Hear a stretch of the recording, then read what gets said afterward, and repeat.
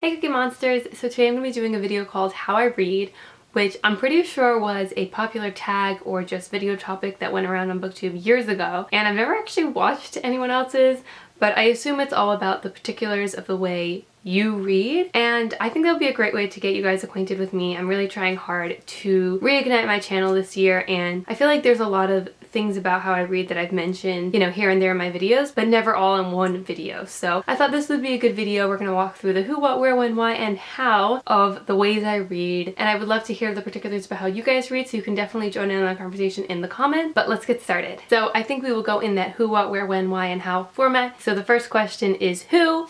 And the answer is me. Hi, I'm Civi. I never introduce myself in my videos, and I should do that, but I don't. I don't know. I started with the Hey Cookie Monsters thing, and now we're stuck. Long story short, my channel was originally supposed to be a cooking channel. Instead of making a new one for my book channel, I just stuck with the old one. So that's why it's called Cookie Addictions, because I'm addicted to cookies. And yeah, me. Hi, I'm Civi. My name is short for Tsivia, which is deer in Hebrew. You can call me Civi if Civi is too hard. What are we talking about? Books. So what kind of books do I read? So genre-wise, I do mostly read YA fiction, and even within that I tend to read mostly like fantasy. I'd say like within the books I read that are YA, I probably read like 15% contemporary, and then everything else is like sci-fi or fantasy. I'm also really bad at like knowing genres. That's like a particular about how I read. People will use like terms like paranormal and like literary fiction, and I don't really know what those words mean. Everything that has something unrealistic in it, I'm just like fantasy, even though like I don't think most of the things I say are fantasy. Like I know, what's it called when you have like a realistic book but then there's like one fantasy component? Magical realism. I just call everything fantasy, and then if it's like futuristic, I'm like sci-fi, even though I think dystopia is kind of a subset of sci-fi. I don't really know. But yeah, those are the books I read mostly. I would probably say I read the least nonfiction. Like I'd probably read like 1 or 2 nonfiction books a year. I'd love to read more because they always sound good. I'm like, oh, that topic sounds interesting, I want to read that, but then I never end up getting through them. Like I find myself bored when I'm reading them. And what kinds of books? I do read ebooks on my phone. I don't have an e-reader, I just have the Amazon Kindle app on my phone. Okay, so this is my phone. I have a Ben Platt sticker on the back. If you want that, you can buy it at BroadwayWiz.com. But as you can see, it's pretty small. It's an iPhone SE, which means it's the same size as the 5S. So I think next time I upgrade, I'm gonna get a bigger phone just because I read a lot on it. So I think it would just be easier to have a larger phone. I don't want to get a Kindle because the reason I read on my phone is because I'm traveling. Like I don't just read on my phone at home usually. And then obviously I have physical books. So yeah, ebooks and physical books. I cannot get into audiobooks, even though I do like podcasts. The last time I listened to an audiobook was a long time ago, but so far the only audiobooks I've been able to read have been autobiographical books or like comedy books, which are also autobiographical. I kind of like those because it just sounds like the author is just reading you funny stories or telling you funny stories about their life. But for fiction, I don't know. If you guys have good, like really good fiction recommendations for ebooks, let me know. I still probably won't do it, but maybe I would. Okay, so we did who and what.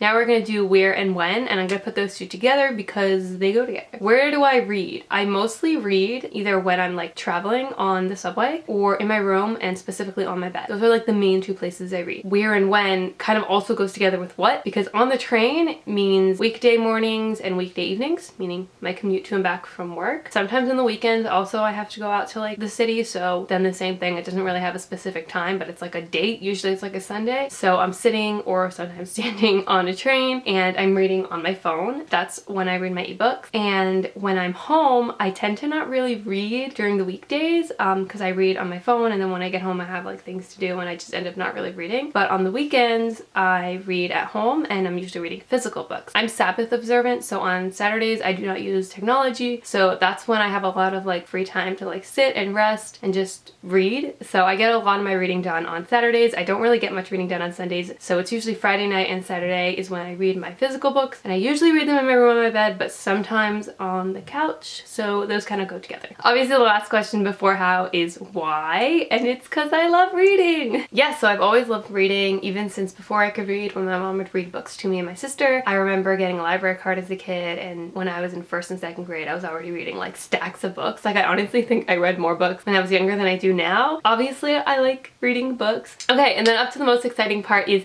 how? What makes my reading experience mine? So this is something I've mentioned probably like 50 times in my videos, but in case you're new here or you just haven't seen any of those videos, this is my favorite thing to do when reading, and it's like, it makes such a difference. Reading dialogue out loud. Y'all, if you don't do this, your life is about to change. I mean, I like pretend I'm this incredible actor and I know for a fact that I'm not, but in my mind, I become like an Oscar winner when I'm reading a book that has the right type of dialogue for this. Some books just have the perfect combination of like quick, witty dialogue, but also a nice amount of like tortured, sad, emotional, angry, furious dialogue. So it's like a whole range of emotions throughout the book, multiple characters, and like the kind of characters that you like fall in love with, so you're like really invested in them, and so when you read their lines out loud, you're like pouring out your soul. It's the best. It just is.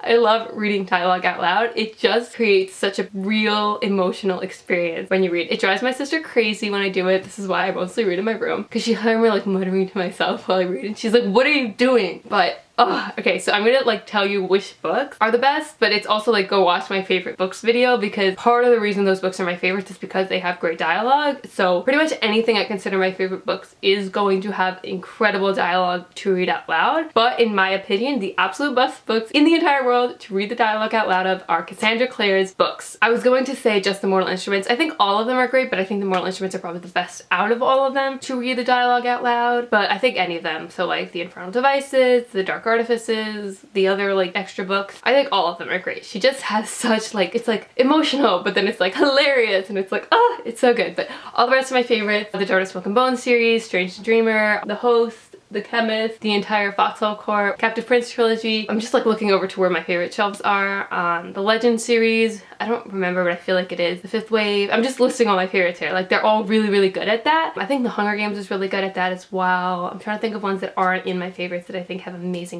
dialogue. Oh, Harry Potter. How could I forget? Harry Potter has the best, also because I get to put on a British accent for it, and he's angry sometimes, and it's sad, it's funny, it's so good. Oh my goodness. Guys, if you do not do this, try it. It's so fun. It is so fun, and sometimes I will like not get it right and I'll give myself like another take. Oh my gosh, I'm so dramatic.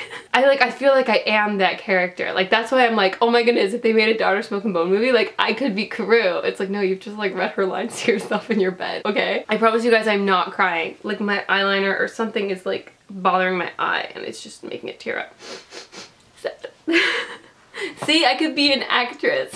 Okay, here is something I've observed about the way I read, and it's bizarre, but I want to know if any of you guys have this too, and that is I tend to enjoy a book more the more like compact my reading time is, if that makes sense. The shorter the time it takes me to read, like if I do it all in one sitting or over 1 day or 2 days, I'm more likely to enjoy it than if I like break out or space out the reading time. So one example like that I can think of, and it's weird because I feel like this only happens with physical books because all of my ebooks are stretched out over like at least a week or two, because I only read them in like the hour I go to work and the hour I go back, and usually I'm like also checking my other stuff on my phone. But one I can think of, for example, is The Chemist, this one right here, by Stephanie Meyer. I loved that book, and I've done this with other books too. I feel like even The Strange the Dreamer, which is one of my favorite books too, I think it happened to both of those, where basically like I read them over like, let's say a 24-hour period. I read like about 2/3 of the book, and then the weekend ended and I got busy, so I didn't read them during the week, and by the next weekend it was good, but like that first part of the book, like the first 2/3, 3/4, it was like I was zooming through and I was like obsessed and like the emotions were crazy, and I was like, oh, this is so good. And then when I finished it, I'm like, that was good, like that last bit was good, but I don't feel the same way as I did when I was first getting into it, and I just feel like I lose that momentum if I put down the book and then pick it up a little later. Another example is I just reread the Fifth Wave trilogy, and I read the first book over like 4 weekends. So I was like, even though I know I've read that book twice before and I loved it, The Infinite Sea I ended up reading in like a day, and so I just had that like momentum of The Infinite Sea, and like the momentum of the Fifth Wave was way lower, even though I know I like the first book better than the second. it's weird. So let me know if you guys have that too, where like you enjoy it, but like you have to keep the momentum going to enjoy it on like an extra level. I probably should have put this in the what part of the video, but I have changed my mind about hardcover versus softcover over the past few years, including mass market paperback. One of the reasons I mostly read ebooks on my phone is because I travel to work with like, you know, a bag of lunch and my laptop and all this stuff. So my bag is pretty heavy to begin with, and I really don't want to add weight to it by bringing a physical book. So I think sometimes I will do it, like depending if I'm like really obsessed with a book right then and I'm reading it and it's physical and I just don't want to like put it down, so I'll bring it to work with me. But usually I will just, you know, reserve one for the house and one for my phone. And I used to like think like hardcovers are pretty or hardcovers are better, and I like hardcovers, but I think I prefer soft covers because I don't have to feel as uptight about them. Like I've also changed my mind about folding pages. I fold pages in books. So just to give you guys an example, like I used to think I would hate a book like this. This is a mass market paperback size of the 4th book in the Song of Ice and Fire series, which is the book series that Game of Thrones is based on. I used to think like, this is so annoying, it's so small, but I love this. I traveled around London with this specific book. I don't know, I just think it's so much easier. In fact, The Name of the Wind, I mentioned how I'm probably not going to finish that series, The Kingkiller Chronicles by Patrick Rothfuss. I own the 1st book in mass market paperback and the 2nd book in hardcover, and I was like, I'm never going to read the 2nd book because it's so freaking big. If I had it in a mass market paperback, I'd be more likely to read it. So what I'm trying to say is, even though I appreciate hardcovers, I think I prefer soft covers because they're lighter, they're easier to travel with, they're easier to like bend the pages, and I don't have to feel like, because they're paperback to begin with, I don't worry too much about like ruining them. I feel like they're easier to ruin and I don't have to like freak out about ruining them. I'm okay with it. So yeah, including mass market paperbacks because they're just so small and compact and somehow make these giant books more bearable. Also, I do take off the dust jacket of hardcover books when I read them, which is a thing I never used to do. It's so weird to me that I never used to do it. I would read all my Harry Potter books with the dust jackets on, but now I take them off and I don't know, it's just a thing I do. I'm sure most people do that. This is probably not something weird for people. Okay, how fast do I read? Not that fast. I once did like a pace quiz thing online and it told me I had like a super fast reading pace, but I think they're wrong. I think I got lucky because I don't read that fast. I think I timed myself and I like gave myself 40 minutes and I read like I don't know, like 20 pages, 30 pages. Like I don't read that fast. Okay, here's a weird thing. It's part of my reading pace and it's part of the reading out loud thing. I read every line twice. Is that weird? Like it feels weird, especially if it's like an emotional raw kind of moment. I will read it twice just to like feel it deeper or like really understand it. If it's just a regular book, especially something I'm not really enjoying, like I can go quickly, but I can't skim really. Like I still need to read everything. I cannot skip pages at all. Like it will bother me. It's very important for me to like keep up with what's going on in a book. So even though I might not enjoy a book and I want to like quickly get to the end, I still need to read everything, even if I'm not reading it like with my full mind. So I'm like reading it very quickly, which is not usually how I enjoy books. Am I making sense? When I want to enjoy a book, I want to read every single word, and if I'm really enjoying it, I might want to read every single word twice. So if I'm not enjoying it, I will read it very quickly, which makes it less enjoyable, but it was already unenjoyable to begin with. That's why I'm trying to read quickly so I can finish. Does that make sense? Yeah, I've noticed I read like a lot of lines twice. It makes it take slower. And even when I'm not reading certain lines twice, like I just want to like delve into the world. I feel like I need the full experience. That's what I mean about like reading out loud and all of that. So I just can't go fast because it ruins my reading experience, you know? It's just how I read. I'd rather read slower and enjoy it more, but I also sometimes think like I get distracted by like my phone and stuff, so it's also like forcing myself to stay focused. And then another way that makes me enjoy books more is maps and indexes. Oh my goodness. I totally appreciate when a book is complicated and they put that in there because I will use it. I tend to like have negative opinions or less positive opinions about books if it's hard to follow. Like, so I'll either do one of two things. I'll either like, you know, make a list of like things so I can keep track of it. Like, ooh, this person is related to that person and these are the bad people, these are the good people. Even if it's not like a real list, just like in my mind. Or I'll do the opposite thing and just like say, I don't think I like this book that much and I won't bother to remember people's names or the way the world works. And then throughout the entire book, I have no idea what's happening. I don't prefer to do it that way, but if it's somewhere where I like just don't think it's worth the effort, I just won't. And it's kind of like when you like see a name in a book and you never bother to try to pronounce it out loud. So you're just like that's what your brain says every time you see that word. It's kind of like what I do. So back to the Song of Ice and Fire book. These books are the best for me because there are so many names to remember and so many places to remember, but at least it makes it really easy for you to do that. So we've got really detailed maps, and then in the back we've got an appendix. It says the kings and their courts, and then it just goes like family by family and explains every single person in the family and how they're related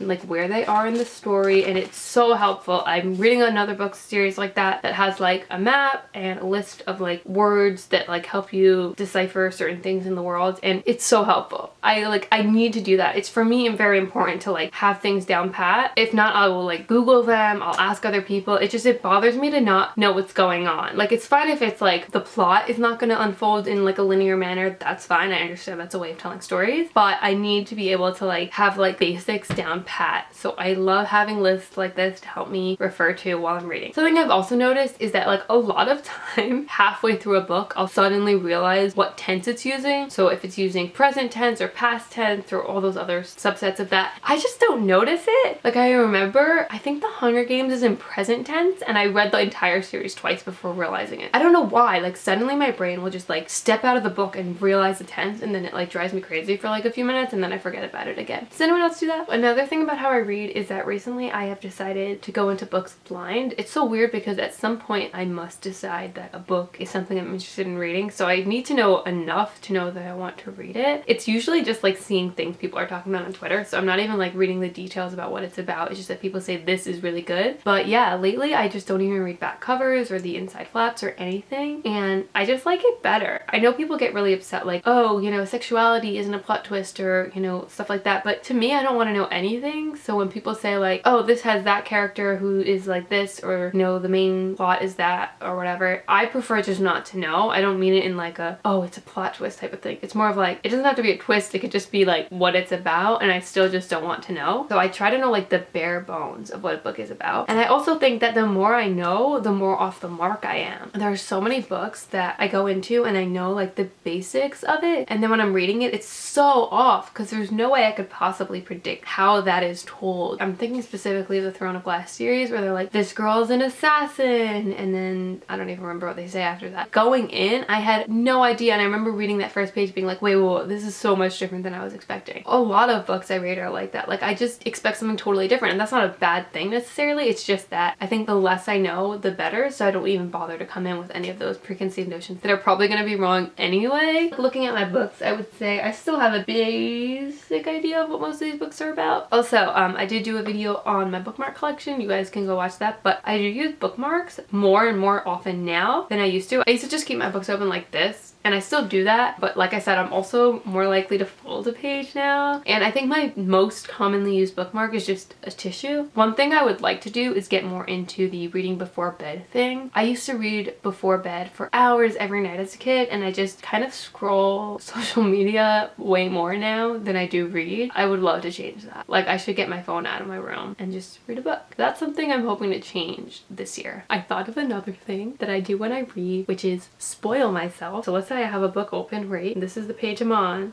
and this is the end of the chapter. I'm like here, and my mind wants to go,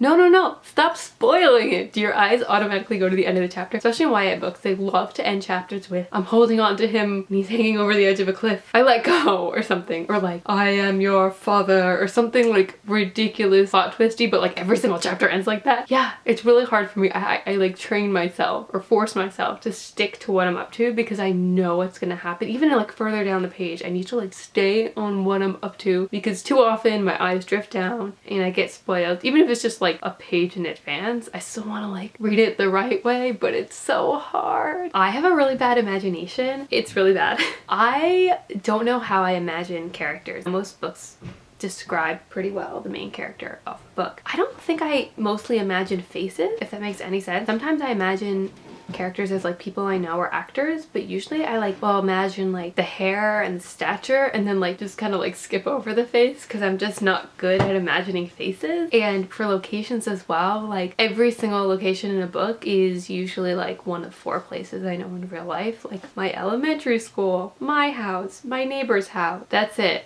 Like those are the only places I know. I definitely remember like when I was reading Harry Potter, like everything took place in my school pretty much. You know, now I think I have a little bit more like think like from movies and TV like to imagine, but I'm just not good at imagining scenes in books. Like it's usually like if I see good fan art or if someone else casts someone, like head casts someone, and I'm like, oh, that's good. But like if it's up to me, it's just really crappy. It's like the entire thing takes place in like my house and everyone looks like Slender Man because they don't have faces. Also, like sometimes they'll tell me what someone looks like, but my brain has already decided what they look like, so it's just wrong. So for example, I have a friend who has long hair. She would wear it in a braid a lot. So when I was reading The Hunger Games, I imagined my friend as Katniss. My friend is blonde. I'm pretty sure it's mentioned that Katniss is brunette, but that's it, like too late. I already imagined her as my friend. We just can't change it. That's who she is. Yeah, so if I imagine someone incorrectly, there's no changing it. That's just what they look like. Alright guys, so that's how I read. Let me know how you read in the comments below, and I'll see you guys in my next video. Thanks for watching. Bye!